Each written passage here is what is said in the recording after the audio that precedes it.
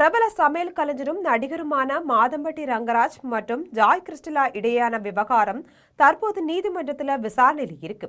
இந்த வழக்குல ஜாய் கிறிஸ்டலா மகனை தன்னுடைய மகனா மாதம்பட்டி ரங்கராஜ் சமீபத்தில் ஏற்றுக்கொண்டிருக்காங்க. மேலும் குழந்தையின் ஒட்டுமொத்த பொறுப்பும் நான் தான் அப்படின்னு குழந்தைய கையில் எடுத்து கொஞ்சம் புகைப்படங்களும் வீடியோக்களும் சமூக வலைதளங்களில் வெளியாகி பெரும் விவாதத்தையே ஏற்படுத்தியிருக்கு.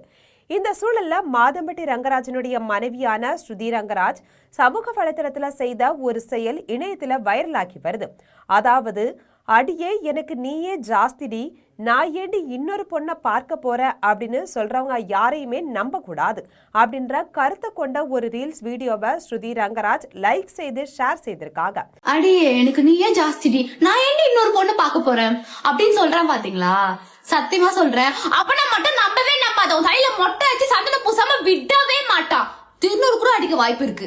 மேலும் அந்த வீடியோவிற்கு கீழே இருக்கக்கூடிய கருத்துக்களின்படி தம்மையும் அப்படிதான் ஏமாற்றி விட்டதாகவும், மொட்டை அடித்து சந்தனம் பூசி விபூதி அடித்துவிட்டு போய்விடுவார்கள் அப்படின்னும், தன்னை போலவே பலரும் பாதிக்கப்பட்டிருக்காங்க அப்படின்றதையும் மறைமுகமா வெளிப்படுத்தும் விதமா அவர் இந்த செயலில் ஈடுபட்டிருக்கிறதா கூறப்பட்டு வருது.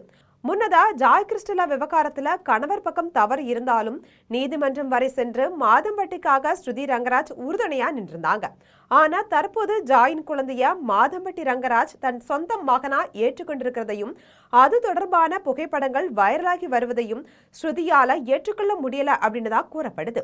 இதன் வெளிப்பாடாவே அவர் இது போன்ற பதிவுகளை லைக் செய்து வருவதாகவும், சமீப காலமா அவர் குடும்ப நிகழ்வுகளை தவிர்த்து தனிமையையும் சுய காதலையும் மட்டுமே விரும்பி பதிவிட்டு வருவதாகவும் தகவல்கள் தெரிவிக்கிறது. கணவனை நம்பி ஏமாந்து விட்டதா கூறி மாதம்பட்டி ரங்கராஜின் மனைவி ஸ்ருதி ரங்கராஜ் வெளிப்படுத்தியிருக்கக்கூடிய இந்த ஆதங்கம் தற்போது சமூக வலைதளங்களில் விவாத பொருளாவே மாறி இருக்கு.